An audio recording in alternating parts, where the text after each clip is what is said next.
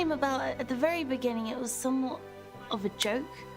At the very beginning of all of this, when I first signed on to X, Ty and I were talking a lot every single day about Maxine and Pearl and the connection between those two women. And within those conversations, this idea just started to form, somewhat as a joke at first, I guess, because we never really believed that this could happen. It was just this fantasy that we had of doing a prequel to Pearl.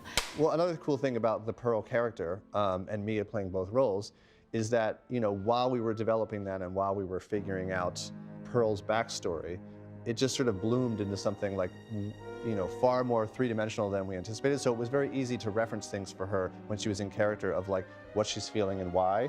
And that just opened up like a lot of ideas for the both of us, and it opened up the possibilities to expand on the character a lot more. And that was really exciting and made for an opportunity to do something that I think neither of us had ever done before. People pay an arm and a leg to see this. Pictures like this are going to revolutionize the industry, and I, for one, plan on capitalizing early. And he started asking me questions, and I would remember I would, be doing my groceries, and he'd send me texts like, oh, what do you think a really cool idea for a story would be? Like, can you just send me ideas for scenes that you've envisioned or that you've always wanted to do or be a part of? For a little while, it was just a way to kind of prep and understand older Pearl's backstory more. And over time, that morphed into a script. But at the very beginning, it was just, I guess, two just very excited people about the project that we had on our hands and the fact that we were in New Zealand and the global situation at hand with coronavirus and the fact that we had these amazing sets. And it just felt to us that everything was in place for a prequel to be possible. Well, I think what Pearl sees in Maxine is herself. I think she sees a time in her own life when she had a chance to go be someone else, because I think Pearl also grew up not wanting to be the person living on this farm in Texas. One day you'll never see me again. That's right, Charlie. Farm life may be it for you, but it sure ain't for me. I'm special. And I think she sees Maxine at a precipice of about to maybe leave that behind, and I think she's very envious of that. And I think that makes her obsessed, because I think that really brings up all of the regret and resentfulness that she's been holding on to for all this time. Please, I'm a star! We wrote the script over maybe a 6-week period. It was pretty quick. I think it's great when actors participate in the development of a story. I think a lot of actors have great perspective to add to their characters, but also just from the perspective of an actor. So that was one thing. The fact that Mia had contributed to the writing process was something that was just generally interesting about the project and something that I felt like I wanted to be involved in.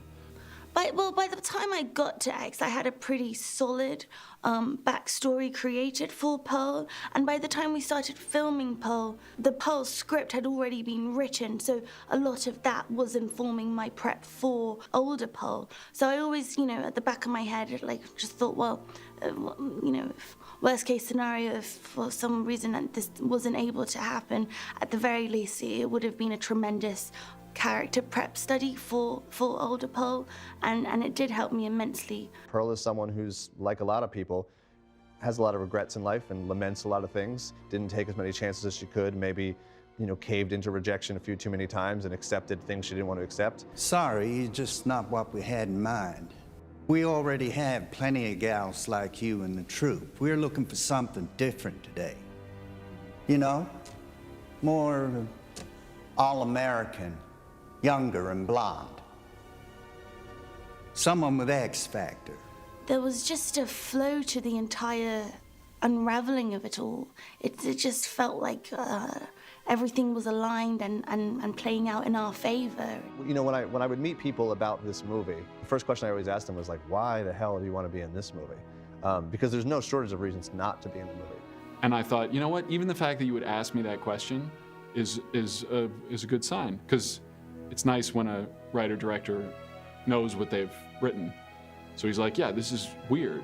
and brutal. You're not gonna leave me here! I'm not staying on this farm! Someone's gonna keep me here! I mean, it's unsettling, which should be. I feel as though the projectionist is almost a figment of Pearl's imagination. Like, he could play on some level as though he doesn't exist. Just his name alone, like the projectionist, he's Pearl's projections of what she envisions and desires and wants. I wouldn't mind seeing you up on that screen one day, Mrs. Pearl. She's projecting onto the projectionist her desires and her dreams and her beliefs about herself. We talked a lot about process. I think that's one of the things that can take a little while to adjust to, is actors have different ways that they like to work, and directors have different things that they expect of actors. And Mia's thing was that, I mean, Mia was great. She said, I'm open to anything, you know, I'm like, I feel like we got to figure it out together.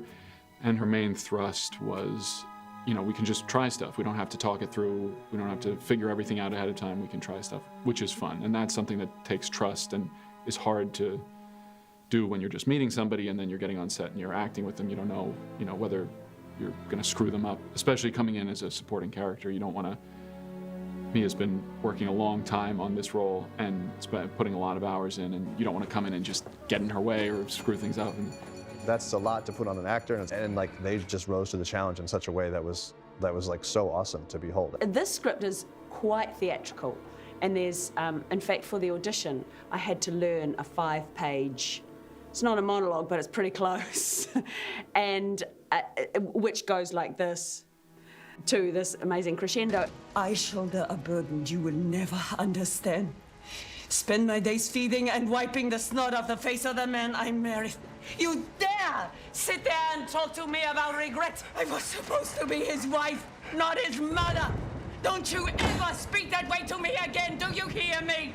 And it's just such an actor's piece. It's a hell of a challenge, and I love the complexity of it. And also a genre that I haven't made a horror film before, so. I won't let you flaunt your arrogance in my face! You are not better than me! Yes,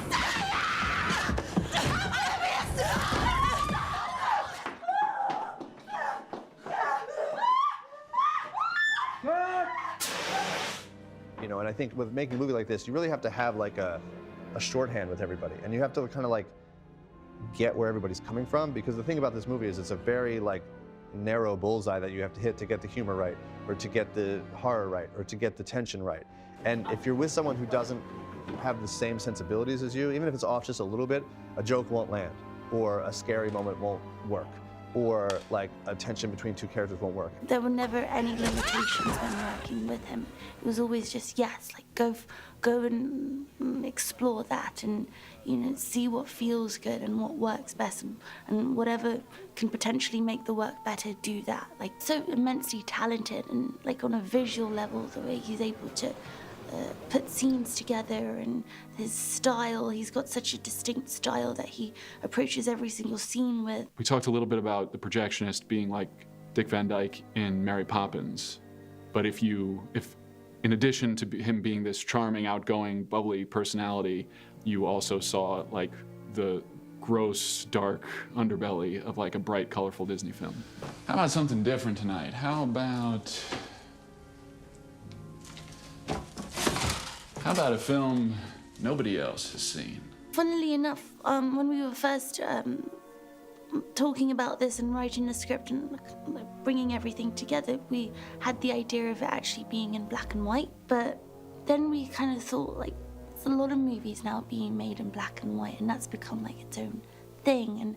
And perhaps it'd be more interesting to do something different and unique. You're lying. No, I'm not. Yes, you are. Well, really, what happened was that we were going to do black and white, and then we were told you can't do black and white, and then we were like, oh, that's a bummer, and then we kind of had to go back to the drawing board, and we were like, well, let's go the complete other way with it. Let's go Technicolor. And the thing about Elliot is that, you know, I have a very particular visual sense for each movie, and he instantaneously gets it. So when I'm like, you know, kind of like this, he's like, yes. And then it's just easy. So there's not this like debate about what we're trying to do or this push-pull of one person trying to do things. We're trying to serve the movie in the same way.